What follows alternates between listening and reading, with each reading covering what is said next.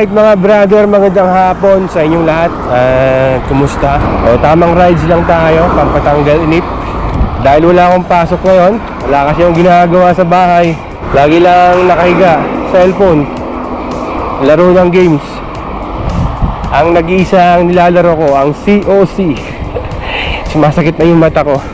Kaya ito, bike muna tayo. Isa rin sa libangan ko pag wala akong pasok.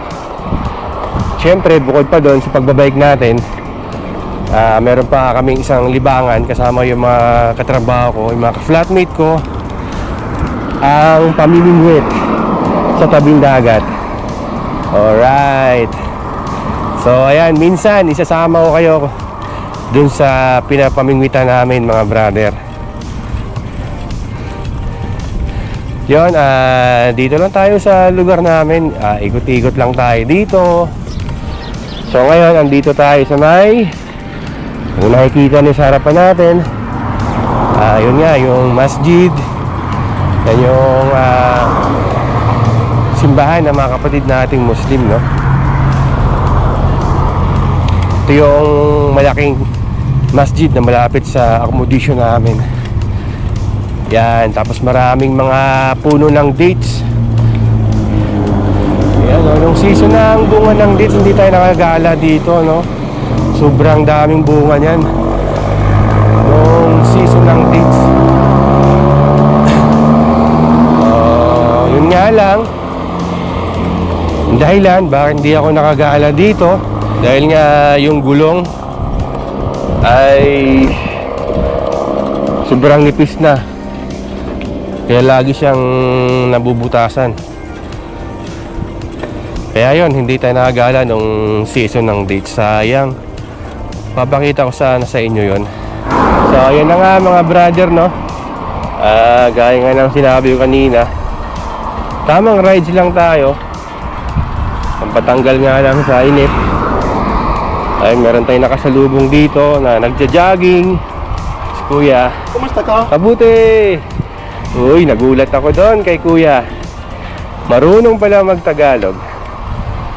So, hindi ako nagkakamali. So, daan yun mga brother.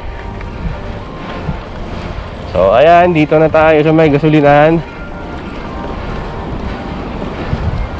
So, subukan nating puntahan yung libreng paliguan dito mga brother. Kung may mga tao ba. Tingnan lang natin. Ay, nagsarado na yung tindahan dito. Bakit kaya? Sarado na sila. Kasi minsan dyan din kami bumibili ng namin, mga gamit na kailangan sa bahay. Pag magawi lang kami dito, sama ko yung mga katrabaho, yung maglakad-lakad kami dito.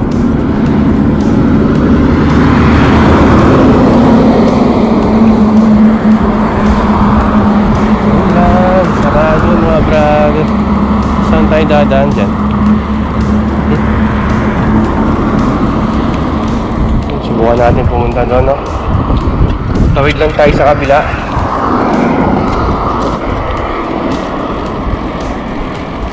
Grabe yung daan dito, halos lahat ng kalsada ginagawa. Pati dun sa harap ng accommodation namin ginagawa din. Yan. Dito lang tayo dadaan sa gilid. Kasi pag dun tayo dadaan sa kabila, iikot pa tayo doon na napakalayo.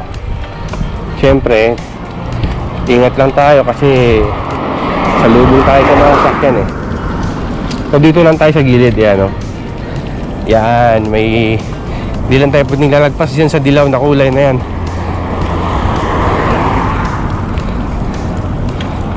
Yan.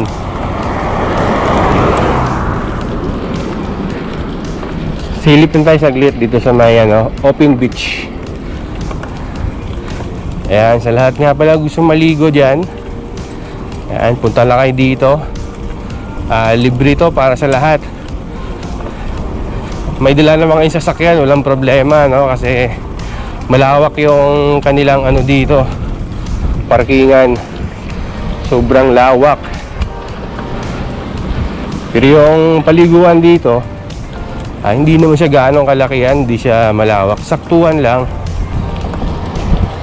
Kagandahan lang dito mga brother, no? Meron silang merong bantay. Ayun. Dito na nga tayo ngayon mga brother. Ayun. Pagpasok pa lang natin dito mga brother, kita na agad natin yung parkingan nila na napakalawak. Ayan, oh. So ngayon, napapansin ninyo mga brother, dami sasakyan nakaparada. So it means maraming mga tao. Obvious ba? Ayan mga brother, ang daming tao. Ayun, silip lang tayo dito. Tapos alis tayo agad.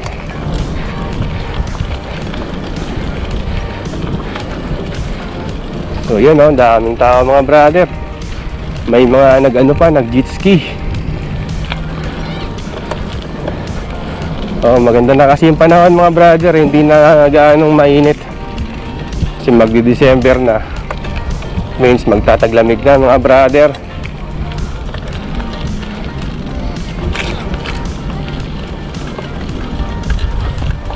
Yun, welcome to Open Beach.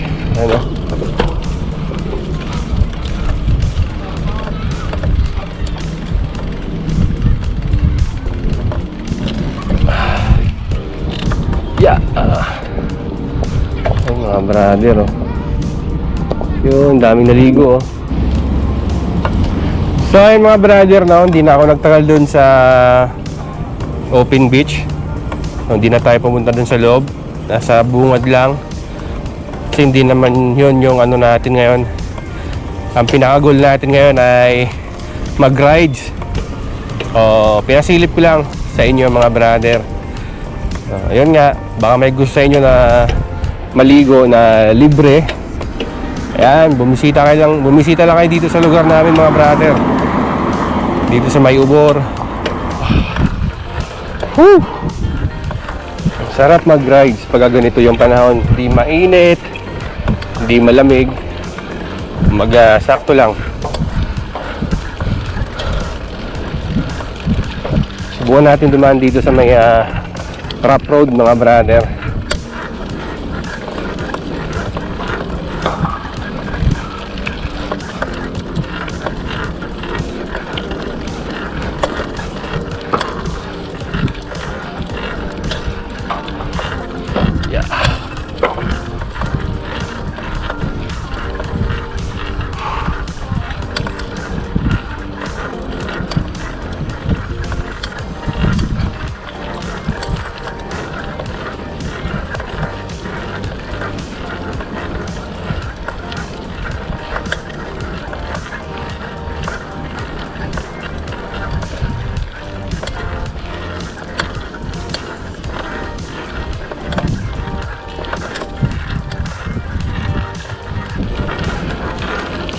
Yan, pasok lang tayo dito mga brother. Kumanan na ako, galing tayo dun sa rough road. Kumanan ako. Papasok tayo dito sa may mga bahay-bahay.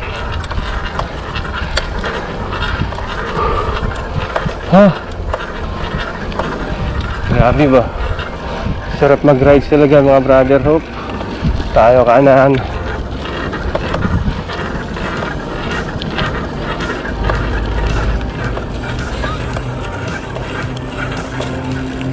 You know? Tapos kaliwa tayo dito.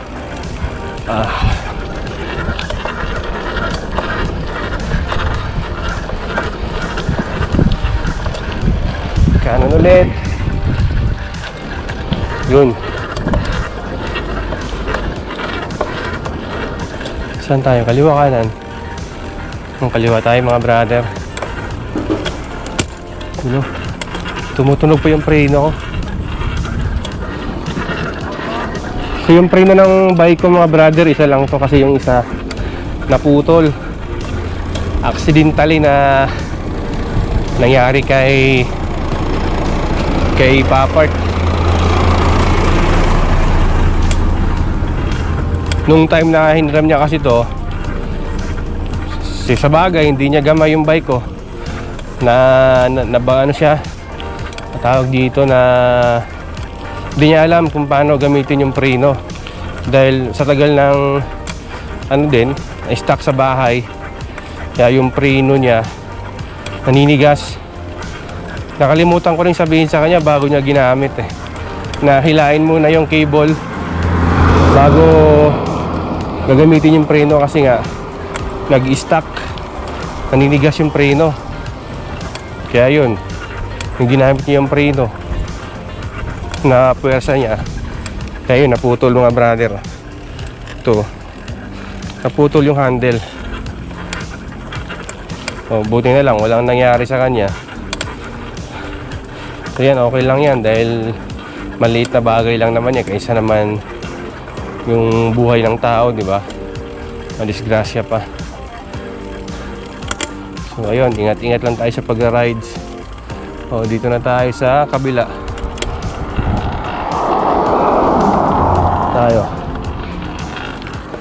Tayo mga brother, kaliwa tayo.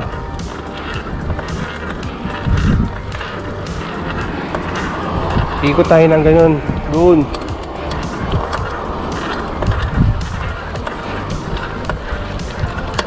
Medyo okay na yung pasada dito, malawak na.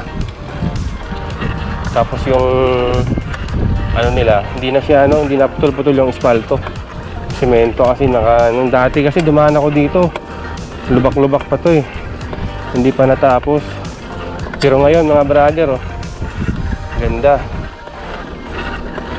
Espalto na, malinis na yung ano dito, kalsada. Yun Woo! Let's go mga brother. Sarap sana kung marami tayong kasama. Woo! Let's go!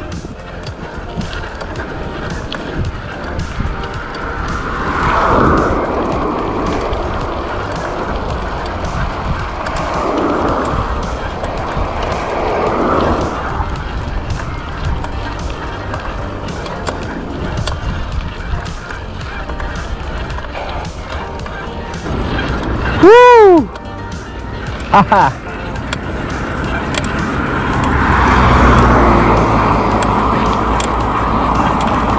Namiss ko tong ganitong rides. Kasi yung nagbabike lang ako sa likod lang ng bahay Hindi ako lumalayo. Dahil natakot ako sa gulong ng aking bike dahil sobrang nipis na. Pero ngayon, cool goods na mga brother. Kaya pwede na tayo yung mag-ride sa mga malalayo. Alright.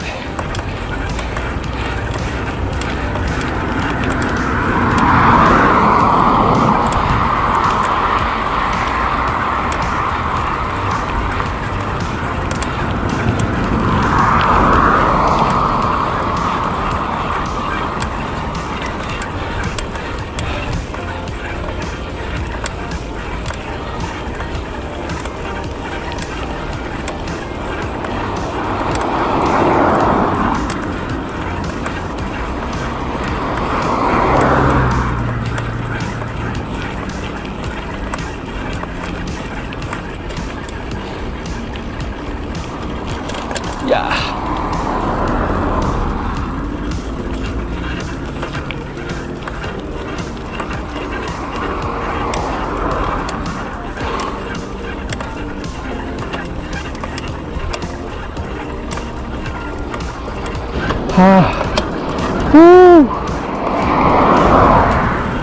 Medyo pahon konti yung dinadaanan natin ngayon mga brother.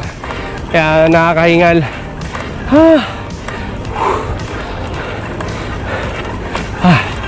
Kaya pa men. Kaya pa.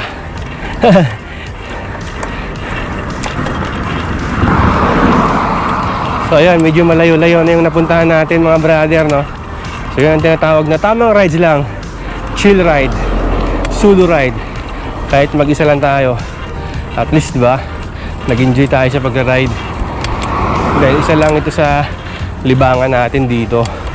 O marami tayong mga kaibigan, mga kababayan na nagbabike din sa mga nasa Jeddah.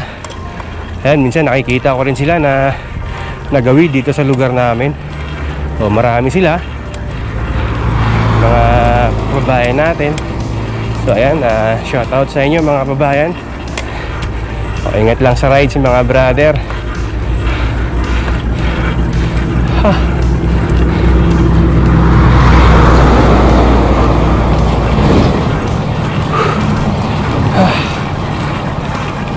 Yeah.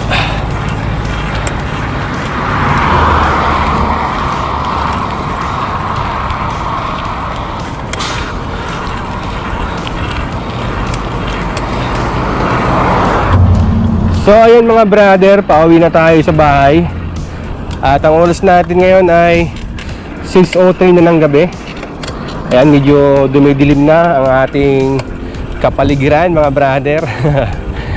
Siguro dito na ako magpapaalam sa inyo. Maraming salamat sa inyong pagsama sa ating rides ngayong araw. At sana sa susunod kita-kita ulit tayo mga brother. Maraming salamat ulit sa inyo mga brother. Yun, ingat kayo palagi. God bless and peace.